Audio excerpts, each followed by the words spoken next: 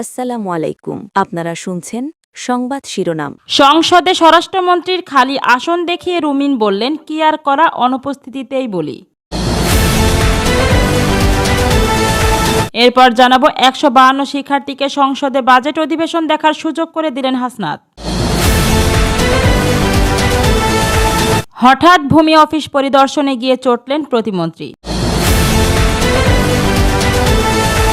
সর্বশেষ জানিয়ে দেব, রাতের মধ্যে 8 অঞ্চলে ঝড় বৃষ্টির পূর্বাভাস, সতর্ক সংকেত জারি। এতক্ষণ শুনছিলেন সংবাদ শিরোনাম, এবার থাকছে বিস্তারিত। সংসদে স্বরাষ্ট্রমন্ত্রীর খালি আসন দেখিয়ে রুমিন বললেন, কি আর করা, অনুপস্থিতিতেই বলি।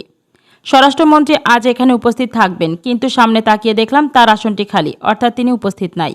কি আর করা, তার অনুপস্থিতিতেই বলি। এইভাবে জাতীয় সংসদে স্বরাষ্ট্রমন্ত্রী সালাউদ্দিন আহমেদের অনুপস্থিতিতেই দেশের আইন শৃঙ্খলা পরিস্থিতির চরম অবনতি নিয়ে তীব্র ক্ষোভ ও অসন্তোষ প্রকাশ করেছেন স্বতন্ত্র সংসদ সদস্য রুমিন ফারহানা।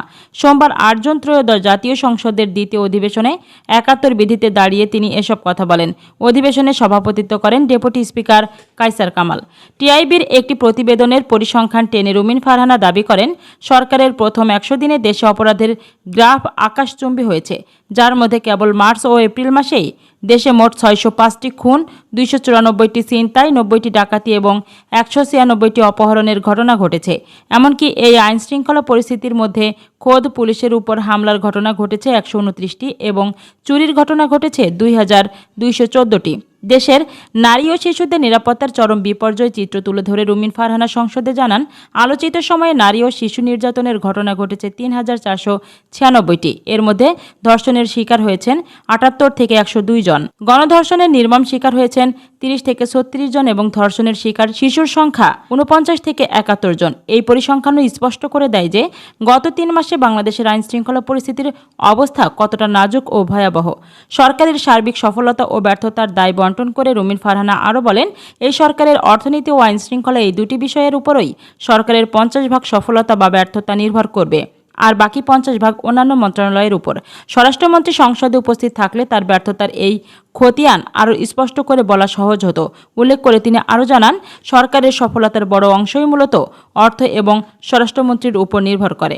এবার জানিয়ে দেব, 152 শিক্ষার্থীকে সংসদে বাজেট অধিবেশন দেখার সুযোগ করে দিলেন হাসনাত। কুমিল্লার দেবিদ্বারের 152 জন শিক্ষার্থী ও 8 জন শিক্ষক জাতীয় সংসদ ভবন পরিদর্শন ও সংসদে বসে অধিবেশন দেখার সুযোগ পেয়েছে। সোমবার 8 জন কুমিল্লা 4 আসনের সংসদ সদস্য হাসনাত আবদুল্লাহর আমন্ত্রণে শিক্ষার্থীরা এ সুযোগ পান। দেবিদ্বারের বিভিন্ন স্কুল ও মাদ্রাসা থেকে 8ম এবং 5ম শ্রেণীতে যারা বৃত্তি পেয়েছে তাদেরকেই এই সুযোগ করে দেন তিনি। পরিদর্শন শেষে শিক্ষক এবং শিক্ষার্থীদের হাতে উপহার তুলে দেন হাসনাত আবদুল্লাহ। উচ্ছ্বাস প্রকাশ করে নাবিয়াবাদ উচ্চ বিদ্যালয়ের শিক্ষক গোলাম কিবরিয়া ভুইয়া গণমাধ্যমকে বলেন, দেবিদ্বারের ইতিহাসে এই প্রথম শিক্ষার্থীরা সংসদ ভবন ও অধিবেশন পরিদর্শনের সুযোগ পেলেন। এই আসনেরই সংসদ সদস্য ও এই এলাকার সন্তান হাসনাত আবদুল্লাহর এই সুযোগ করে দিয়েছেন। আজ শুধু এই শিক্ষার্থীরা নয়, পুরো দেবিদ্বারবাসী গর্বিত। পরিদর্শনের মাধ্যমে শিক্ষার্থীরা আরও বেশি স্বপ্ন দেখতে পারবে। তাদের চোখে মুখে ছিল উচ্ছ্বাস। হাসনাত আবদুল্লাহর প্রতি আমরা কৃতজ্ঞতা প্রকাশ করছি। শিক্ষার্থীদের উদ্দেশ্যে হাসনাত আবদুল্লাহর স্পষ্ট বার্তা, এখানে একদিন তোমাদেরই আসতে হবে, একদিন তোমাদেরকে নেতৃত্ব দিতে হবে, তোমাদের স্বপ্ন দেখতে হবে একজন তোমাদেরই, এজন্য তোমাদের এখানে নিয়ে আসা হয়েছে।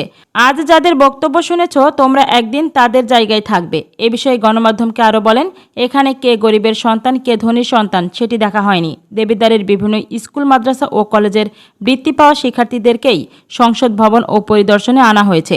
এখানে আনার একমাত্র উদ্দেশ্য হচ্ছে যাতে তারা বড় স্বপ্ন দেখতে শেখে। জানাবো, হঠাৎ ভূমি অফিস পরিদর্শনে গিয়ে চটলেন প্রতিমন্ত্রী। সাভারের আলমনগর এলাকায় অবস্থিত আমিনবাজার সহকারী কমিশনার ভূমি রাজস্ব কার্যালয়ে আকস্মিক পরিদর্শনে গিয়ে কর্মকর্তা কর্মচারীদের অনুপস্থিতি, নাগরিক সেবার দীর্ঘসূত্রতা ও প্রশাসনিক অব্যবস্থাপনা দেখে অসন্তোষ প্রকাশ করেছেন ভূমি প্রতিমন্ত্রী ব্যারিস্টার মীর মোহাম্মদ হেলাল উদ্দিন। সোমবার 8 জুন সকালে আকস্মিক পরিদর্শন করে এই অসন্তোষ প্রকাশ করেন। ভূমি অফিস পরিদর্শনকালে প্রতিমন্ত্রী সেখানে কর্মকর্তা কর্মচারীদের উপস্থিতি, সেবার মান এবং সামগ্রিক প্রশাসনিক কার্যক্রম পর্যালোচনা করতে গিয়ে তিনি নানান অনিয়ম ও দায়িত্ব অবহেলার চিত্র দেখতে পান। এ সময় তিনি ভূমি অফিসের বাইরে অপেক্ষমান সেবা প্রার্থীদের সঙ্গে কথা বলেন। পরিদর্শনকালে সেবা প্রার্থীরা অভিযোগ করেন, বিভিন্ন সেবা নিতে বারবার অফিসে আসতে হলেও তারা কাঙ্ক্ষিত সেবা পাচ্ছেন না এবং হয়রানির শিকার হচ্ছেন। নাগরিক সেবায় এমন দীর্ঘসূত্রিতা ও ভোগান্তির বিষয়ে অসন্তোষ প্রকাশ করে দ্রুত কার্যকর ব্যবস্থা নেওয়ার নির্দেশ দেন প্রতিমন্ত্রী মীর হেলাল।